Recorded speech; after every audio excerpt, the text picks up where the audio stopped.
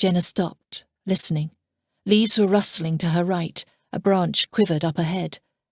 A nightjar, a nocturnal bird, took flight. She knew from these signs that there were 3.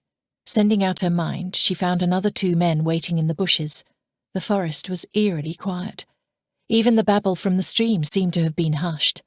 Jenna had learned long ago to fine-tune her hearing, and in those moments she heard the loosing of an arrow. She moved her head aside, feeling the feathers scrape her cheek, but before the arrow could leave her space, she grabbed it, snapped it, and positioned it head first between her 3rd and 4th fingers. She caught the telltale whistle again and launched into the air, dodging a second arrow. Spinning like a top, she used the momentum of her body to flick her arm out. It peeled away from her, centrifugal force lending it speed and, with the precision training of an Achaean adept, released the arrowhead in her fingers.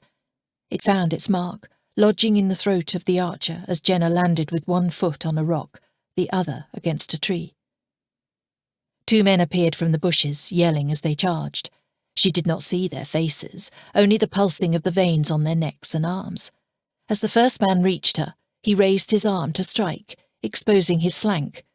Using the rock as a foundation, Jenna pulled her 2nd foot away from the tree, coiling it back like a snake, preparing to strike. Calling on the change, isolating it for that foot, she isolated it further to her heel, allowing the powerful claw to emerge. As the assailant reached her, she snapped her foot out and back. It took less than an instant, but was all the time required. The claw struck like a spear, needling into his chest between the bones, followed immediately by the rest of the heel. The force of the kick alone was strong enough to fell a bull.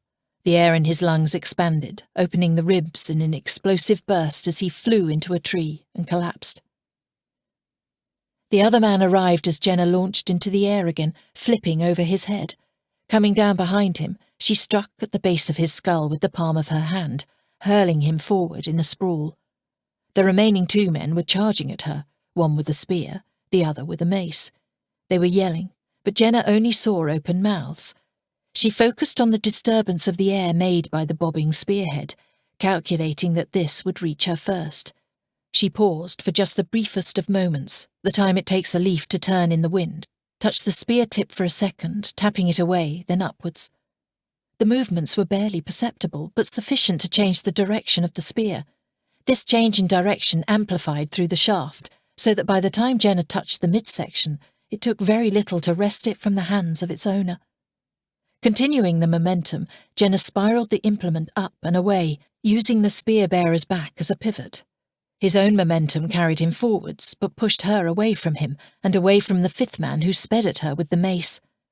Jenna planted her feet and, still using the momentum of the spear, circled it up and out, away from her. The flat part of the spearhead connected with the mace wielder on the temple, shattering the side of his face in a spray of blood and bone. Pulling the spear back at thigh height, Jenna threw it into the liver of its original owner. He fell forward, the force driving the shaft through his abdomen. By now, the attacker she had knocked on the back of the head was beginning to sit up. Picking up the mace, she strode across to him, bringing the spiked metal ball down on his left knee. His scream almost tore her eardrums. He clutched his leg, falling to one side. "Who sent you?" Jenna dangled the mace in front of his terrified eyes.